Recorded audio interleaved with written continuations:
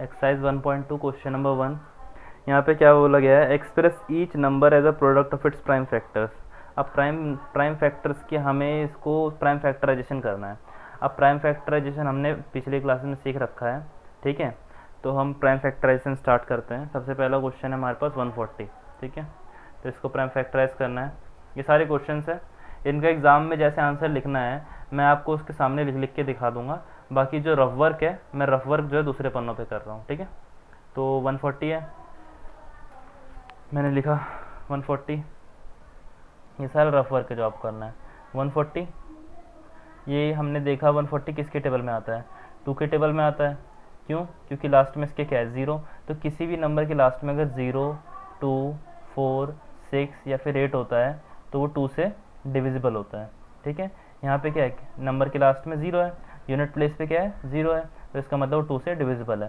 तो ये 2 से डिवाइड करा हमने, 2 7 जा 14, 0, 2 35, क्योंकि यहाँ पे 0 था तो हमने 2 से डिवाइड करा, 5 7 जा 35, ठीक है। तो 7 1 जा 7 हो गया डिवाइड, हमारा प्राइम फैक्टराइजेशन हो गया। अब हम डायरेक्टली हमारा आंसर लिखेंगे। आंसर क्या है, आंसर क्या था,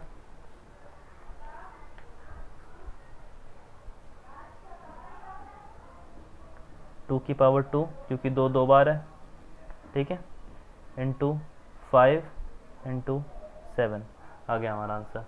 अगला क्वेश्चन क्या है, 156। तो 156 को प्राइम फैक्टराइज करते हैं।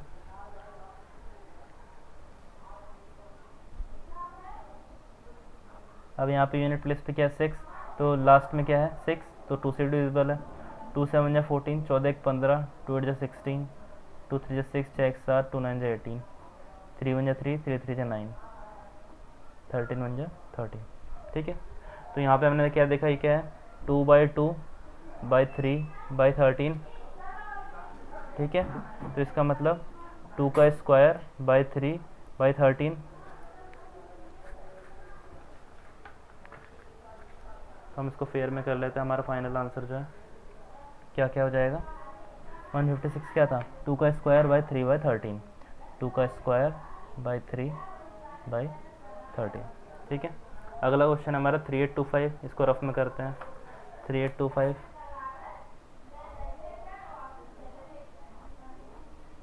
2 1 जा 2, 2 1 3, 2 9 जा 18, सॉरी ये 2 से डिविजिबल नहीं होगा ना, यहाँ पे क्या है एंडिंग में 5 है तो 2 से डिविजिबल नहीं होगा। ये किससे डिविजिबल होगा, 5 से।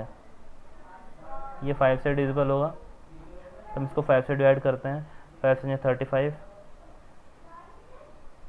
बचे 3, 5 6 30 बचे 2, 5 5 25, 5 5 5 2 7, 5 5 25 बचा 1, 5 3 15। अब यहाँ पे हमने क्या देखा, ये 153 है। अब 153 किससे डिविजिबल है, 153 5 3 8 और एक 9, 5 3 8 और एक 9, तो ये किससे डिविजिबल है, 3 से डिविजिबल है, क्योंकि इसके डिजिट्स का सम क्या आ रहा है 9, तो 3 से डिविजिबल है। 3 5 जा 15, 3 1 जा 3। अब उसके बाद क्या है 51, 51 क्या है 5 + 1 6 से डिविजिबल है, 6 से डिविजिबल है, तो 3 1 जा 3, 3 2 5, 3 7 जा 21। फाइनली हमने देखा है किससे डिविजिबल है, 17 से डिविजिबल है, ठीक है। तो हम अब इसका डायरेक्ट आंसर लिख देंगे। 3825 का क्या है,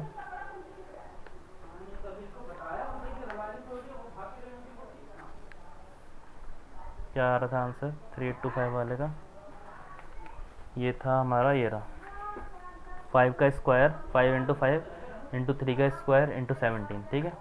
तो क्या हो गया 5 का स्क्वायर इंटू 3 का स्क्वायर इंटू 17, तो ये हमारा आंसर हो गया। अगले क्वेश्चन पे चलते हैं।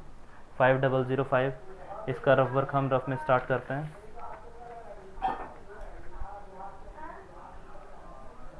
फाइव 005, तो हमें क्या दिख रहा है, ये नंबर किससे डिविजिबल है, 5 से डिविजिबल है। क्यों? क्योंकि यूनिट प्लेस पे 5 है, तो 5 से डिवाइड कर, 5 × 5 0 0, 5 × 5, ठीक है। उसके बाद अभी किससे नंबर डिविजिबल है, हमें ये चीज़ चेक करनी पड़ेगी। यहाँ पे क्या है 1001, तो हम 7 से चेक करते हैं एक बार। 5 के बाद क्या आता है 6 से डिविजिबल है नहीं, क्योंकि 2 से डिविजिबल नहीं है, ठीक है। तो हम 7 से डिवाइड करके देखते हैं। तो 7 × 7, 7 3 10, 28 29 30, 7 से 21, 7 से कट गया है, ठीक है। उसके बाद है 143। अब 143 किससे डिविजिबल है? 143 डिविजिबल है, देखो एक डिविजिबिलिटी रूल होता है, वो 11 के लिए होता है। 11 के लिए डिविजिबिलिटी रूल क्या होता है कि हम इवन नंबर वाले टर्म्स को जोड़ते हैं। इवन नंबर वाली टर्म कौन सी है? पहली टर्म ये है, दूसरी टर्म ये है, तीसरी टर्म ये है। पहली और तीसरी इन दोनों टर्म्स को जोड़ेंगे, मतलब ऑड वाले टर्म्स को जोड़ेंगे और इवन वाले में से माइनस करेंगे। अगर ये माइनस करने पे या तो 0 या तो 11 या तो कोई भी 11 का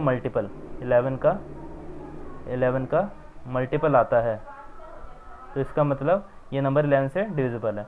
अब यहाँ पे हमने जोड़ा 3 + 1 क्या हो गया 4, 4 - 4 के आ गया 0, इसका मतलब ये 11 से डिविजिबल है। तो हमने 11 से डिवाइड करा, 11 × 11 बचे 3, 11 से 33, फाइनली 13 × 1 = 13। तो हमारा क्या आंसर आ गया 5/7/11/13। ठीक है, हम इसको अपने फेयर में लिख लेते हैं।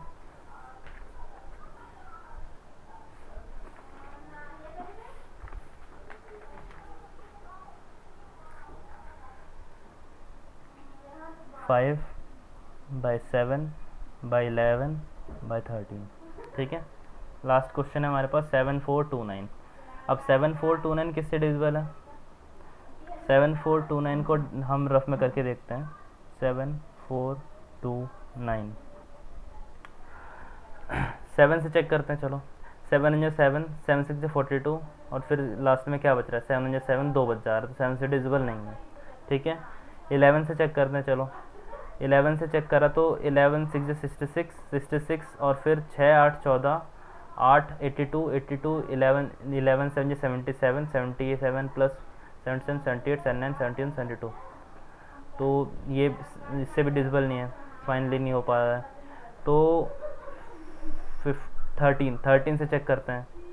13 × 13, 13 × 26, 13 × 29, 24 52 78, नहीं 13 से भी डिविजिबल नहीं हो पा रहा।